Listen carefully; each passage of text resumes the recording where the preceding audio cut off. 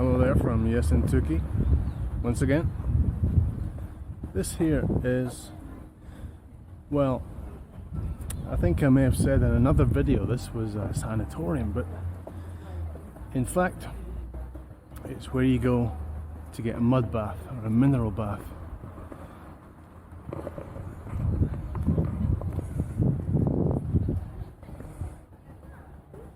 It's a strange building.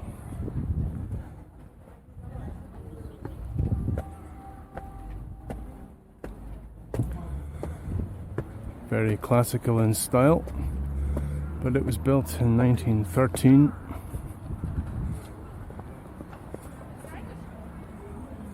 We went in there the other day just to have a look, and we were chased out.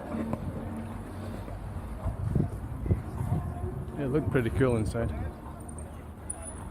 I mean, to look at. Not really my scene otherwise.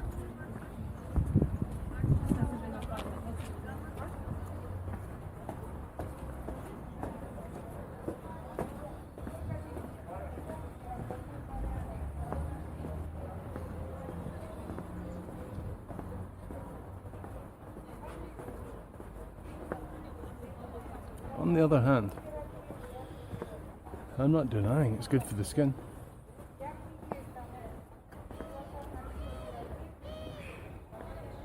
Yulia's been having some kind of skin treatment that involves mud or seaweed or both, and she does seem particularly smooth.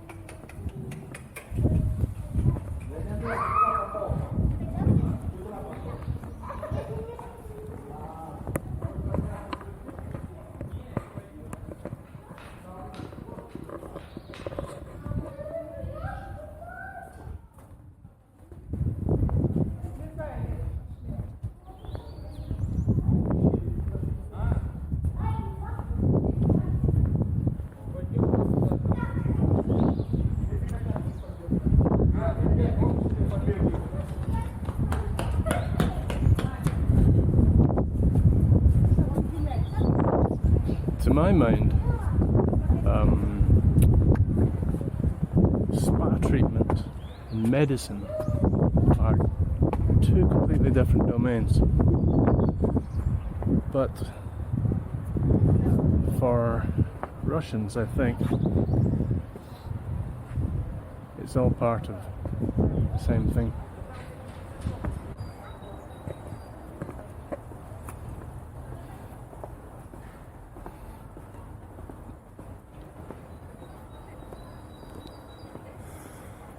It's a ponderous, ugly, slightly crazy, but still quite grand building.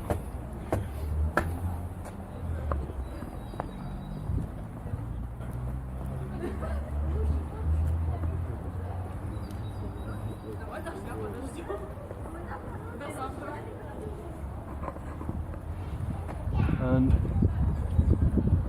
you can't argue with a classical portico, can you?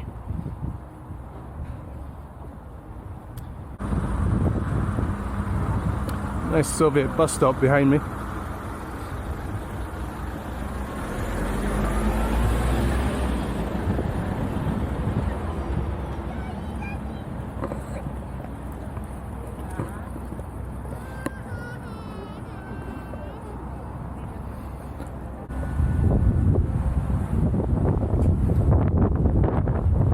Need a bench.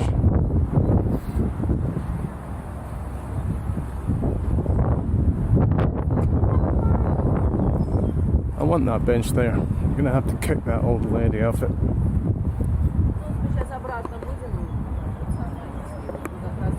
That's not very nice, is it?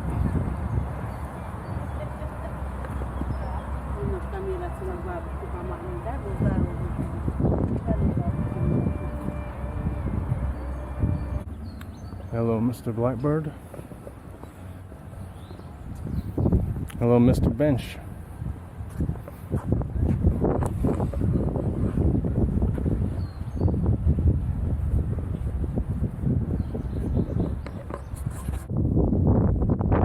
There's a Russian writer called Lermontov. Mikhail Lermontov. I think that's how you pronounce the name. And he died very young. He died in a duel, and I'm currently at the mountain he came to have this duel, and where he met his death. This is Mount Mashuk, above the town of Pyatigorsk. And apart from the literature connection, it's amazing for the view. There are the Caucasus Mountains in the far distance, dominated by Mount Elbrus, of course. Gigantic mountain there. If it's not showing up well on the video, if you look behind those two green hills, it's over there.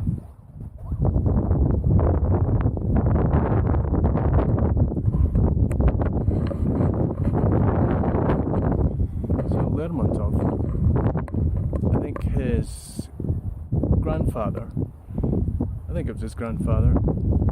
was a Learmonth from Scotland. So he's a Scottish background, and that's where the name comes from.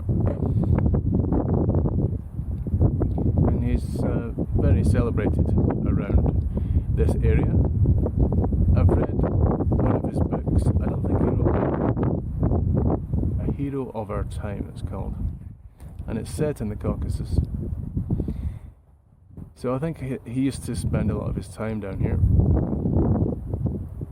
There's even a town now named after him, and you see his statue everywhere.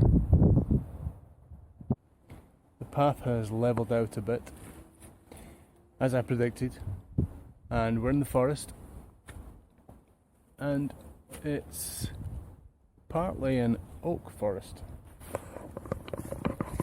You can see last season's leaves, and most of them are oak leaves. You probably don't care. I do. It's a nice forest. There again is Mount Elbrus, covered in snow in the far distance. Closer are two green hills. I don't know what they're called.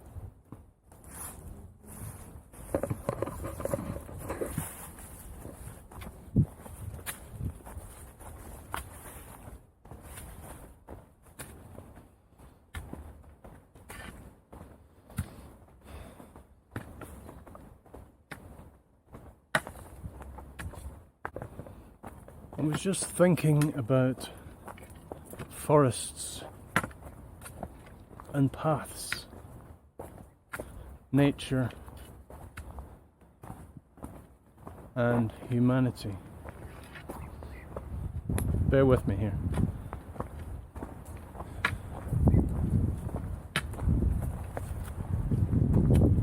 I was thinking, as many people surely do, that it's nice, really nice to come into this forest,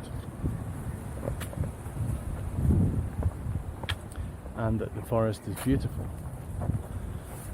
and you kind of think that it's about entering nature, but the existence of the path is is really fundamental to the experience. It's not just, it's not just a way to access the forest. It is part of what we love about the experience of the forest is the path that goes through it. So it's not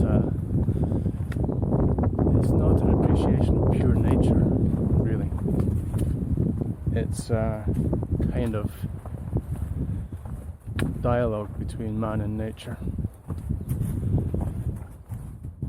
I know from experience that without a path, a forest can be a very confusing, intimidating, unfriendly place, even in bright sunny weather like this.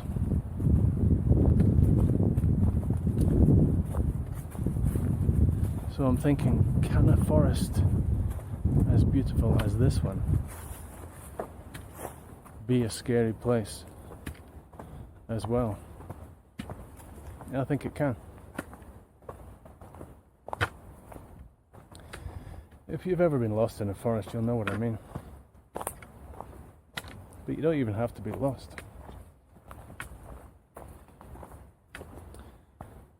There's something about the way that any path, any good path,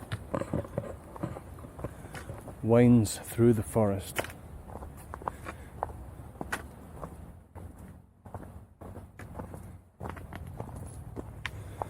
The way it goes around gullies and dells. The way it skirts around huge trees. The way it forms a bend at the edge of a lookout like we have here.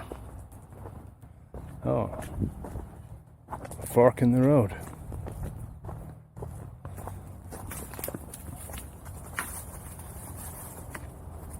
That wasn't a random choice. The town is down this way. Huh. Well, the forest got fed up with me, spat me out on the other side.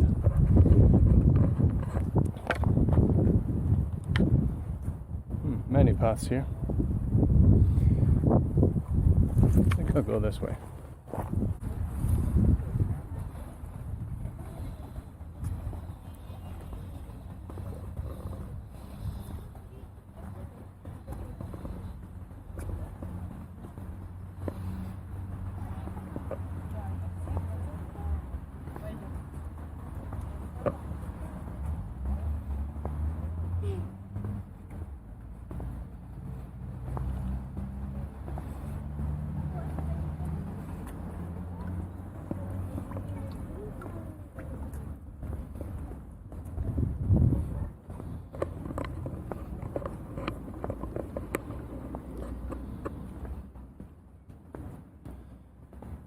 It's Victory Day tomorrow. Oh yeah, I was going to talk about this. I remember when I was a kid, we used to see the reports of Victory Day from Moscow, and the reports were all about the tanks and the missiles and the generals with the gigantic hats.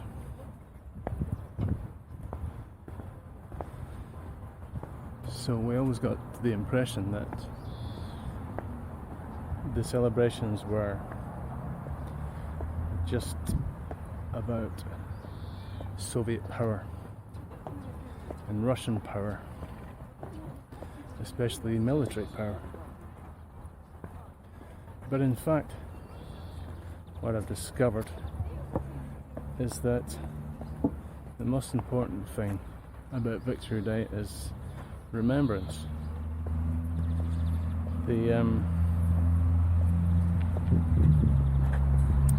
tanks fighter jets, the bombers and the missiles. That's one thing, but the thing that's most important to ordinary people is remembering lost family members. So what you didn't see in those reports were the marches.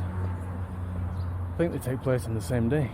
The marches of thousands of people holding placards with photographs of their family members who died in the Second World War.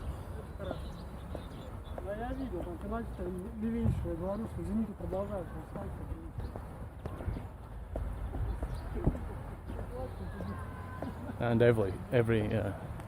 pretty much every family lost someone.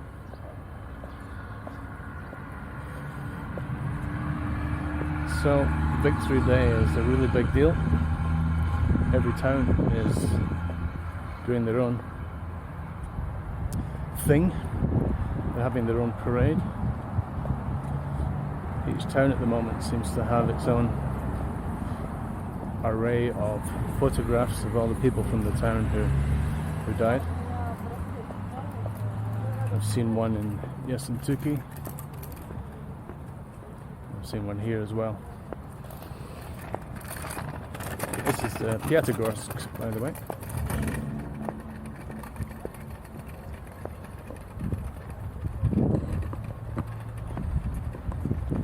There's the Inn Tourist Hotel.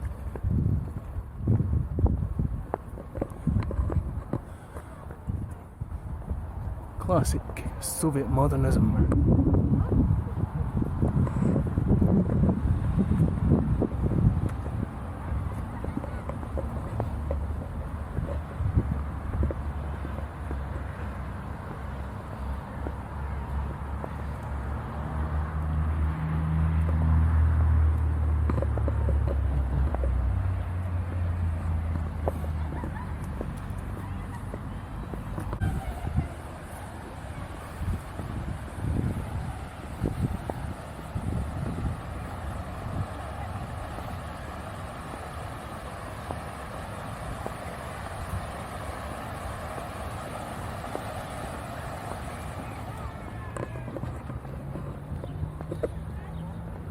Fountains everywhere. I suppose it makes sense in such a water-centric region.